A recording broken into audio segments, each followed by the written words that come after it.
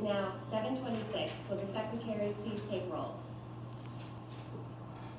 Why was this meeting called for 7 p.m. and you now are just starting it? Why were all of you meeting just off to the side there for 15 minutes? Are you insinuating something? Please sit down. Chairman Muffley, before the secretary takes roll, I would like to comment on these recent elections. As most of you know, the folks who appointed us as commissioners lost their election about a week ago. So we seem to be lame duck commissioners, but for the good of the village, I think we all ought to keep in mind that we were appointed to serve for the collective good of the village. Thank you, Commissioner. I think those are wise words for all of us. Secretary, roll, please. Wait. Returning to Commissioner Turgeson's comments. Turgeson.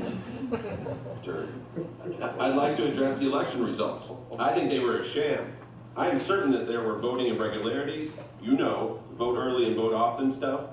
I mean, it's like the residents indirectly got back at us for turning down that god-awful 500-acre mixed retail and residential project. All on the absurd notion that sales tax revenues are important. Please. No, wait a minute.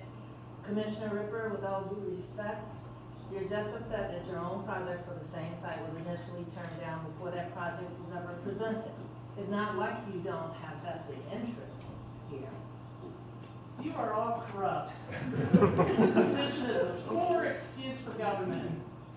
Commissioner Sadesky accuses Commissioner Ripper of vested interests, but as near as I can tell, you all do. I mean, you all operate in the back pockets of those Richie Rich developer types. You're all probably taking payoffs, free trips and the like, in exchange for your votes on applications. Crooks.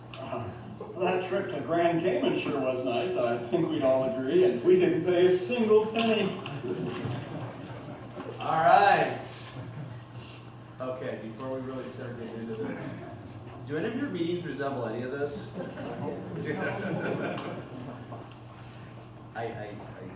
I would assume no, but you never know. Okay, so, okay. So the way this is gonna work, like I said, this is an interactive session. These are discussion points, and we're gonna kind of turn it over to you, and then we'll kind of come back behind, and certainly the commissioners themselves can participate in the discussion. So as an initial point, maintaining public order. What should the chairman have done the minute resident one spoke? Because clearly, in the course of an orderly public hearing, or even a public meeting for that matter, you just wouldn't have residents jumping up and interjecting. No matter how angry they are, there is a part of your agenda that's typically set for that. And it was a valid question, but what could the chairperson have done at that point? Really framed up the meeting and established the procedure for the night and how and when public comment would be taken. Yep. Greg, I don't know if you have any thoughts, but certainly you could also have ruled that the resident out of order. They're participating in the public hearing process. The rules that cover your public hearing apply to everyone who's in the room.